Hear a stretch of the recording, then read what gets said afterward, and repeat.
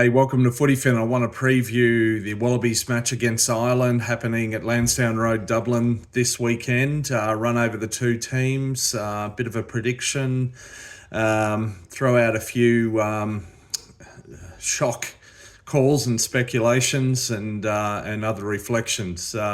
Anyway, so it's well known now that the Wallabies have been on really, sadly, a downward spiral since they beat the Box at Ellis Park in Joburg. In August, after beating the British and Irish Lions in Sydney, they did have a get-out-of-jail win against Argentina in Townsville, but it's been all downhill since there, really. Just one win narrowly over a lowly ranked Japan team. So really they're left with two test matches for this season, and these are the last two test matches with Joe Schmidt as coach. And it's kind of vital, really, in a way, for a number of reasons, that they come away with at least one win. They're playing Ireland this weekend, as I say, and then France. So two very tough assignments. But it's really vital for a number of reasons that they win at least one of these, I feel. Yeah, look, and as I say, part of that will be to leave help cement Joe Schmidt's legacy as Wallabies coach. These two outcomes from these two tests could help sort of cement what that legacy looks like into the future. The Wallabies have got a number of key players back. I'll run over them in more detail, but in brief, Lenny Kittel, James O'Connor, Max Jorgensen and Carlo Tizzano are amongst those who are back into the 23. Of course, Schmidt coached. He was based in Dublin for numerous years, firstly as Leinster coach, then as Ireland national coach. And one of his assistants there was now Ireland head coach Andy Farrell, who of course was coach of the British and Irish Lions earlier this year as well. Ireland, speaking of the Lions, Ireland do have a number of Lions players from this year's Australia tour in their team. I'll come to that team as well. I want to say one thing about Joe Schmidt as head coach as well. Weirdly, and I think this shows, Australia, the Wallabies, do not have a dedicated attack coach. Look at all other, top 10, top 6, top 10 international test teams, and they'll all have an attack coach. The Springboks have New Zealander Tony Brown, for example. The All Blacks had Leon McDonald. Sorry, I forget the fellow who stepped in his place, etc., etc. The Wallabies do not have an attack coach, which is mind-blowing, really. So Joe Schmidt sort of doubles as the attack coach. Anyway, let's run over the two teams and have a few reflections there. So with the Wallabies, starting at 15, Max Jorgensen returns. He had tonsillitis, actually. He comes in at 15. Of course, Tom Wright's injured. Andrew Callaway has been a reasonable replacement, although hasn't fared all that well. He slips back to the bench. Jorgensen at 15. Filippo Daunguno comes off the bench into the starting team on the wing. The other wing is Harry Potter. Look, I'm not really sold on Harry Potter as an international winger. I think Dylan Peach would be better. He's been out with a virus as well. Maybe he's not back to full fitness.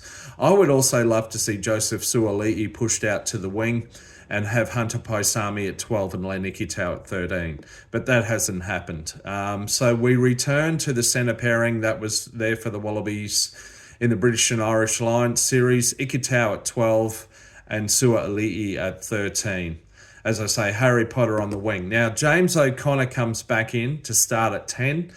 Carter Gordon did quite well after being out of rugby for over a year and a half and really only playing one game of professional rugby league this season after a weird injury. And he's twigged a quad muscle, apparently, in the game against Italy. So James O'Connor, desperate times call for desperate measures. 35-year-old James O'Connor, now playing for Leicester in England, was apparently on holiday in Morocco last week. He's coming in. He's starting at 10. Schmidt persists with Jake Gordon. Of course, Tate McDermott continues to be injured, so Jake Gordon at 9. Harry Wilson is number 8 and captain. Now, Harry has lost some of his impact. He's lost his go forward, at least against Italy, that was the case. He is looking very tired, as are a number of the Wallabies. But Joe's continued with Harry. There might have been an argument for putting him back on the bench, but Wilson at 8 and captain. Fraser McWright at 7. He is one who has not waned in terms of his form and impact. Thankfully, he was still at close to his best against Italy. Rob Valentini comes back into the starting team at 6, and that pushes Tom Hooper into the second row, which in turn pushes Nick Frost onto the bench. So Valentini at 6 in the second row or lock positions, Jeremy Williams and Tom Hooper, as I said. Tom Hooper's better known as a breakaway, but he's at lock. Up front, Taniela Tupou is rested completely from this fixture. Alan Alatoa comes in at prop. He'll do well. Matt Fassler at hooker and Angus Bell, the other prop again. They are unchanged from last week. On the bench, Billy Pollard, Tom Robertson and Zane Nongor. So Robertson really is the one coming in for Tupou.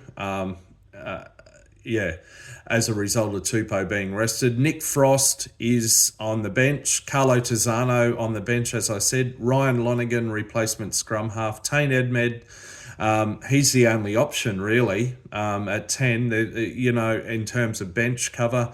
And then Andrew Kellaway covers outside backs on the bench. One interesting thing here, what are the Wallabies going to do in terms of line-outs? The impact of Frost going onto the bench and Tom Hooper into the second row. It's going to be interesting to see what impact that has on the line out there. Just referring to my notes here, anything else that I've overlooked? I mean, the halves combination of Gordon, Jake Gordon and James O'Connor, have they even played a test together? I couldn't say that for certain. Probably it might be the case at some point in the Rugby Championship, they might have played together, maybe late in a game, but I'm not necessarily confident that they've actually played a test together as such, which is a potential concern, but this is the reality of what we're dealing with. Now, let's go on to the Ireland team here. I want to look at this now. In terms of fullback, their two first-choice fullbacks, who were both on the Lions tour. Hugo Keenan became the first-choice fullback for the Lions. He's out injured. Osborne's also out injured. So in comes Aussie Mac Hansen, who played for Australia under-20s, I do believe. He has an Irish mother, based in Ireland now, playing for Connacht. He's played at 15 for Connacht. He'll do well there.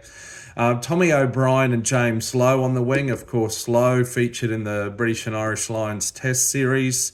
Now in the centres, due to some injuries, the likes of Ringrose are out. So we've got McCloskey at 12 and Henshaw at 13. Some are saying there's a bit of a depth issue in Ireland in the centres, particularly at 13.